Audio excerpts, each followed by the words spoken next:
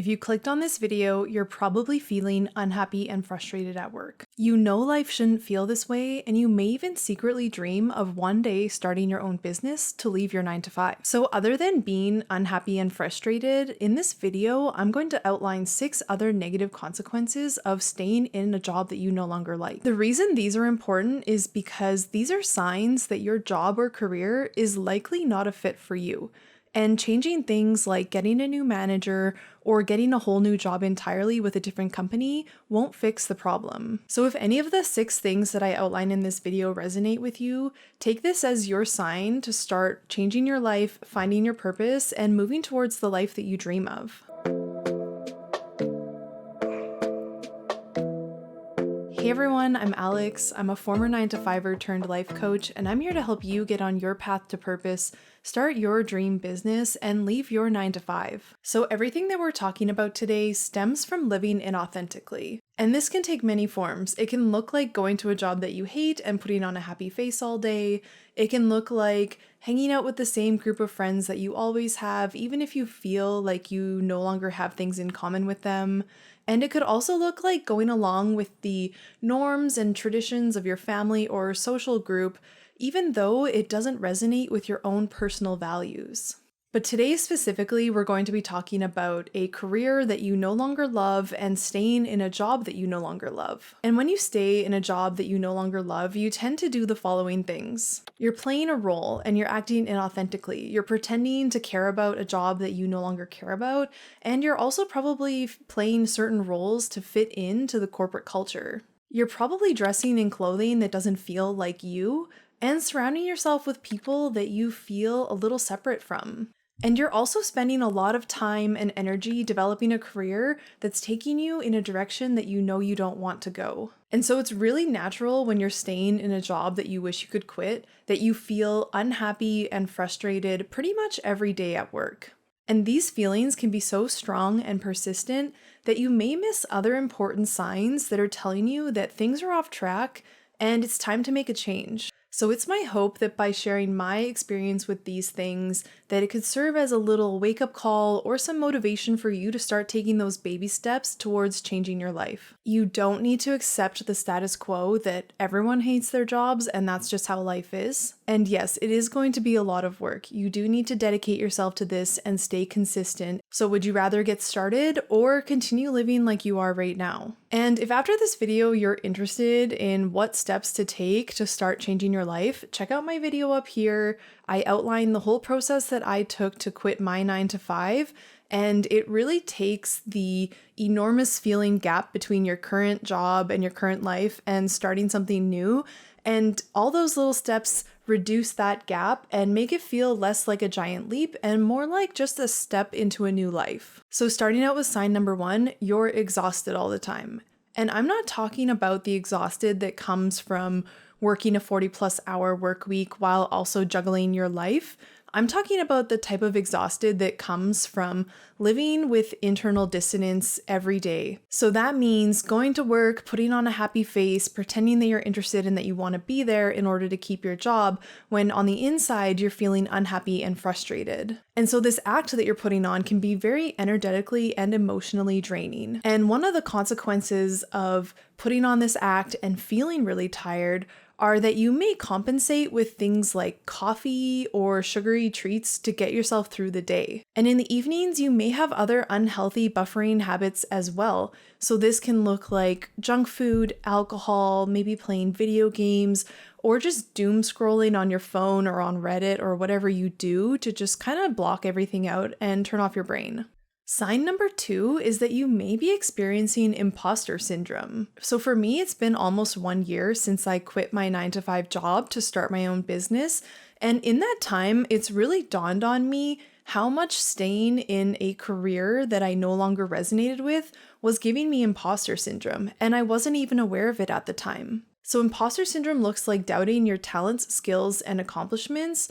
And on top of that, you have a constant fear of being found out as a fraud. So it was totally natural for me to feel a little bit of imposter syndrome when I was thinking about changing my career entirely from engineering to life coaching. What I wasn't aware of until after I quit my job was how much staying in my current career had made me feel like an imposter going to work every day. So for me, I was going to work every day on the inside feeling unhappy and frustrated on the outside, pretending everything was hunky-dory and that I wanted to be there.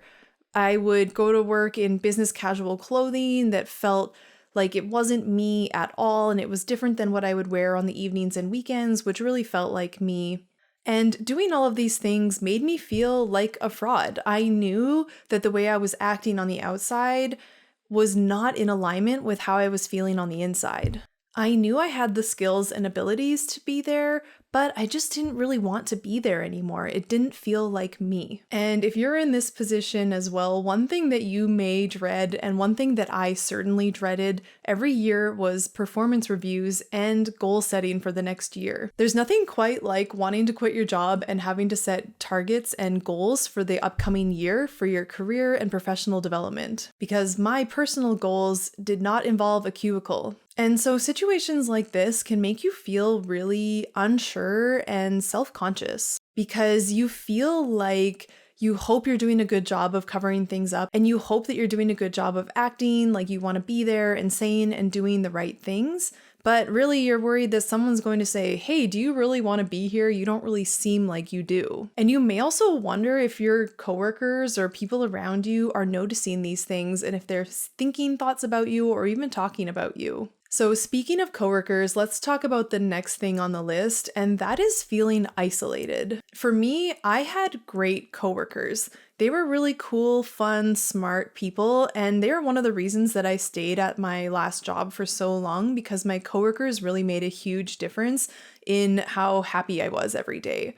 But I always felt a little bit separate from them because I knew that I didn't want to stay in this career path. And so no matter how great your coworkers are, if you feel like you want to quit your job, then you're always going to feel a little bit isolated and a little bit separate from the people that you're working with. And you're going to feel like you can't share your true self with them or your true aspirations or passions because those may be completely separate from the job that you're in. So you may actually look around at work and wonder, does anyone else feel the same way that I do? Does anyone else think about quitting?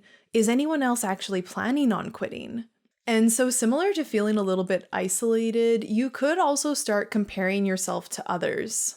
And if you are feeling a little bit of imposter syndrome, then it's natural for you to start comparing yourself to others as well. And one thing that I often did was look at my coworkers and my peers, and when I would compare myself to them, I would always see them as a little bit better at their job or better suited for the role because I knew my heart wasn't in it. And even if I had all the same talents and skills as them, for some reason, I would always compare myself and feel like they were just better at their jobs. And so the next thing on the list is lower confidence. So if you're feeling like you're acting all the time, you're feeling a little bit of imposter syndrome, you're feeling isolated and you're comparing yourself against others, it's so natural to have this impact your confidence. And another way that you can lose confidence is by not trusting your own inner truth.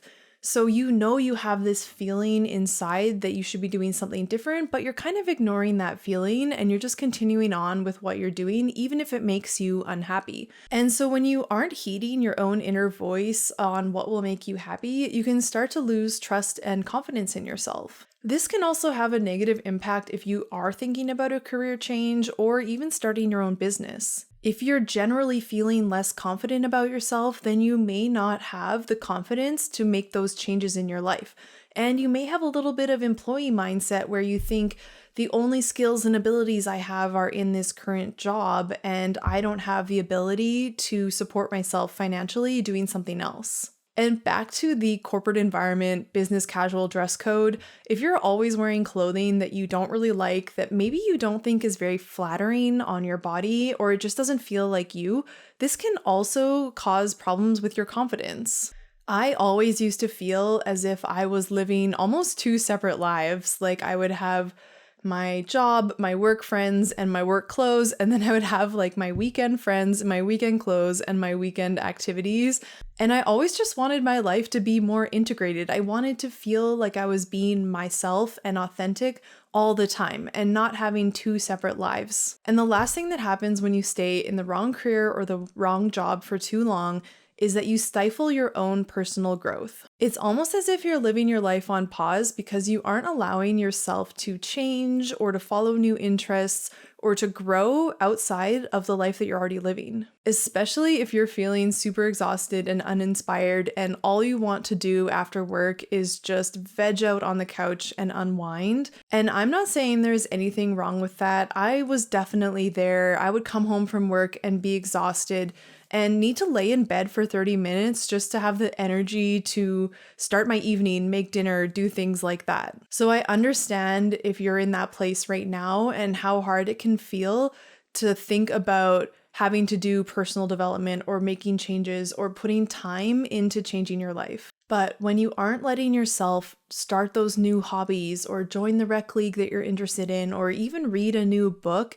those are all the little nudges that are trying to get you heading in the right direction. Those are all those things that are saying, hey, your passion could lie in this direction. And when you don't have the energy or the mindset around continuing to grow in your personal life, that's how you really get stuck in life. And for me, I definitely went through this. I felt like I wasn't growing personally, and the longer I was in my career, the more tired I was. So then the less energy I had for my personal life. And it really just felt like my whole life was focused on work and professional development. So if you've resonated with anything that I talked about in this video, then you probably already have a little inkling in the back of your mind that you probably need a new job and or a new career. Maybe you've already been thinking about it, or maybe you haven't really let yourself think about this possibility because it's just a little too overwhelming and you like the financial security of your job. If this video has motivated you or woken anything up inside of you and you're wondering what to do next, then here's what I would suggest. Watch the video that I talked about at the beginning of this video about how I left my 9-to-5 and the whole process and steps that I took. After that, check out my video on how I created a vision for my life so I knew exactly where I wanted my life to be heading. A lot of us that are in jobs that we don't like tend to be more in survival mode, and we aren't exactly setting 1, 3, or 5-year plans.